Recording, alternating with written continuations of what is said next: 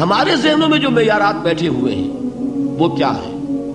کامیابی پیسے سے ہے، کامیابی جائیداد سے ہے، کامیابی کاروبار سے ہے، کامیابی شہرت سے ہے، کامیابی اقتدار سے ہے. یہ معیارات ہیں. جو جتنا دولت مند اتنا کامیاب، جو جتنا مشہور اتنا کامیاب، جو جتنا پاپولر اتنا کامیاب، جو حکومت پر پہنچ گیا کامیاب، جس نے بڑا کاروبار جما لیا کامیاب، جس نے بہت جائیداد بنا لی کامیاب. یہی ہے اصل میں ساری بس کی گانٹھ. جو تصور کامیابی کا ہوگا اسی کے مطابق آپ کی بھاگ دوڑ ہوگی، اسی کے لیے جد و جہد ہوگی، اسی کے لیے توانائیاں صرف ہوں گی، اسی کے لیے دن رات کی مشقت ہوگی. یہ ہے اصل شے جس کی یہاں نفی ہو رہی ہے. کامیابی دولت سے نہیں، کامیابی شہرت سے نہیں، کامیابی اقتدار اور طاقت اور حکومت سے نہیں، بلکہ کامیابی ہے ایمان سے، عمل صالح سے، تواصی بالحق سے، تواصی بالصبر سے. آپ غور کیجئے اس نقطہ نظر کا، اس ایٹیچیوڈ کا، یہ جو مینٹل ایٹیچیوڈ ہے اس کا بدل جانا ہی انسانی شخصیت کے اندر انقلاب برپا کرے گا. اب آپ کا نتیجہ کیا نکلا؟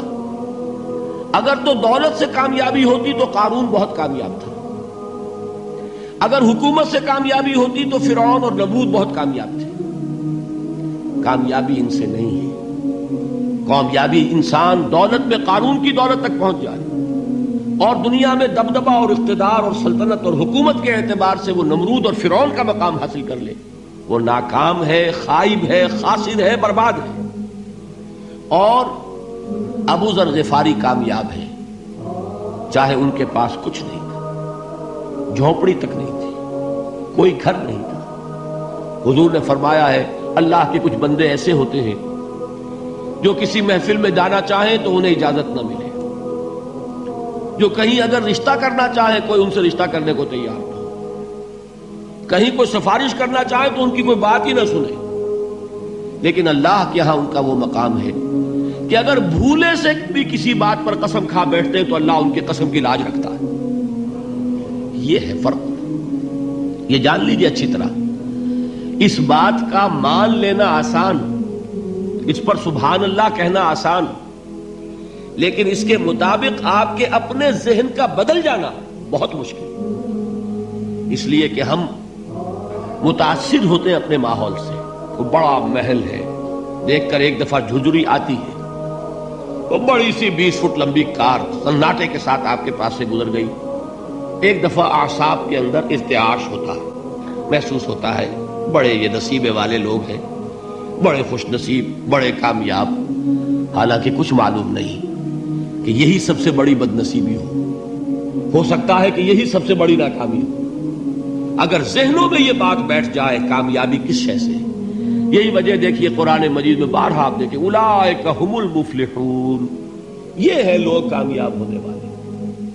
آج یہ آپ نے نماز میں وہ آیات سنی، یا ایھا الذین آمنوا ارکعوا واسجدوا واعبدوا ربکم وافعلوا الخیر لعلکم تفلحون.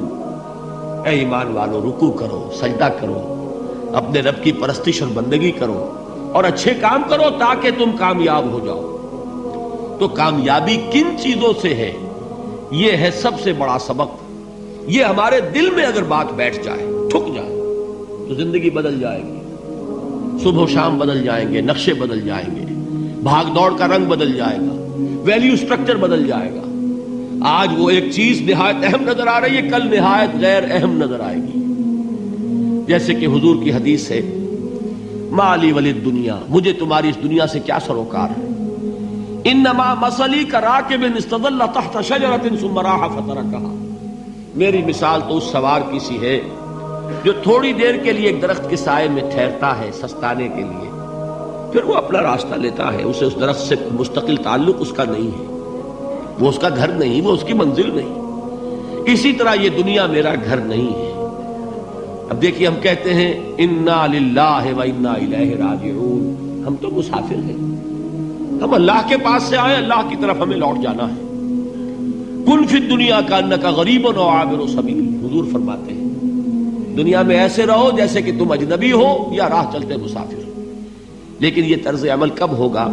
جبکہ یہ آیت ہمارے ذہنوں کے اندر بیٹھ گئی ہو، والعصر ان الانسان لفی خسر الا الذین آمنوا وعملوا الصالحات وتواصوا بالحق وتواصوا بالصبر۔ یہ ہے اصل بات جو میں نے عرض کیا تھا کہ میں بتاؤں گا صحابہ کیوں ایک دوسرے کو یاد دلاتے تھے۔ اس لیے کہ دیکھیے جیسے برف باری اگر ہو رہی ہو، آپ باہر نکلیں گے تو برف آپ کے کپڑوں پر جم جاتی ہے نا، تو آپ جھٹکتے ہیں کپڑوں کو تاکہ برف ہٹ جائے۔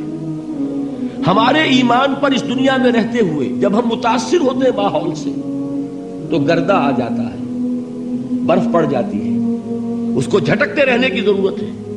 اور وہ جھٹکنے کی بہترین اور مؤثر ترین شکل یہی ہے کہ یاد رکھو کامیابی ان چیزوں سے نہیں ہے۔ چمک دمک جو ہے دنیا کی، یہ ساری چمک دمک جو تمہیں رجھا رہی ہے، جو تمہیں اپنے اندر گم کیے ہوئے ہے، یہ لفظ گم پر اقبال کا وہ شعر یاد آ گیا کہ کافر کی یہ پہچان کے آفاق میں گم ہے، اور مومن کی یہ پہچان کے گم اس میں ہے آفاق۔ تم گم نہ ہو کر رہ جاؤ، اس میں مبہوت نہ ہو کر رہ جاؤ، مرعوب نہ ہو کر رہ جاؤ، دنیا ہی کی محبت تمہارے اوپر ڈیرے نہ ڈال دے، تمہارے دلوں کے اوپر مسلط نہ ہو جائے۔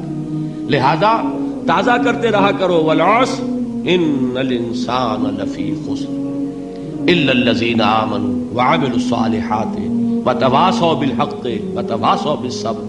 پھر یاد کر لو، پھر تازہ کر لو اپنے اس یقین کو کہ کامیابی دولت سے نہیں، کامیابی ثروت سے نہیں، کامیابی اقتدار سے نہیں، کامیابی شہرت سے نہیں، کامیابی جائیداد سے نہیں، کامیابی ہے ایمان سے، کامیابی ہے عمل صالح سے، کامیابی ہے تواصی بالحق سے، کامیابی ہے تواصی بالصبر سے۔